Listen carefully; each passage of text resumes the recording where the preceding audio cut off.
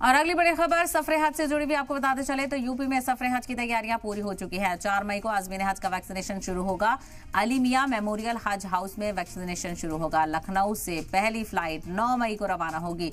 तो लखनऊ एयरपोर्ट से 30 फ्लाइट से 8100 आज़मीन रवाना होंगे। 9 मई से लेकर 24 मई तक रवानगी का सिलसिला जारी रहेगा। तो वहीं सऊदी एयरलाइंस की टीम हज हाउस में मौजूद रहेगी। तो लखनऊ एयरपोर्ट पर भी सिक्योरिटी के खास इंतजाम किए गए हैं और आज़मीन हज को ले जाने की तैयारियां तकरीबन मुकम्मल हो चुकी हैं।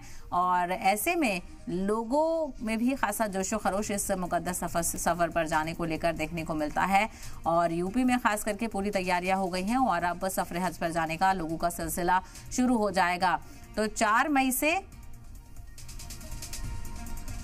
आज़मीन हज का वैक्सीन शुरू होगा, यानी आज से ही वैक्सीनेशन का अमल शुरू हो जाएगा। जो भी इस मुकद्दस सफर पर जाने वाले आज़मीन हैं वो आज से अली मियां मेमोरियल हज हाउस में अपना वैक्सीनेशन करा सकते हैं, क्योंकि ये लाजमी है हज पर जाने के लिए। और ऐसे में लखनऊ से पहली फ्लाइट 9 मई को रवाना होगी, यानी जो भी आज़मीन पहली फ्लाइट के जरिए से जाएंगे वो आज से ही शुरू हो जाए वैक्सीनेशन सेंटर पर पहुंचना और अपने कागजी जो पूरे काम है वो पूरे करने वैक्सीनेशन को लेकर। तो लखनऊ एयरपोर्ट से 30 फ्लाइट्स रवाना होंगी इस बार और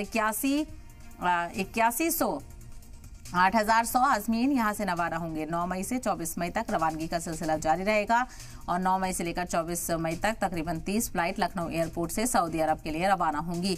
तो सऊदी एयरलाइंस की टीम हज हाउस में मौजूद रहेगी और लखनऊ एयरपोर्ट पर भी सिक्योरिटी के खास इंतजाम है।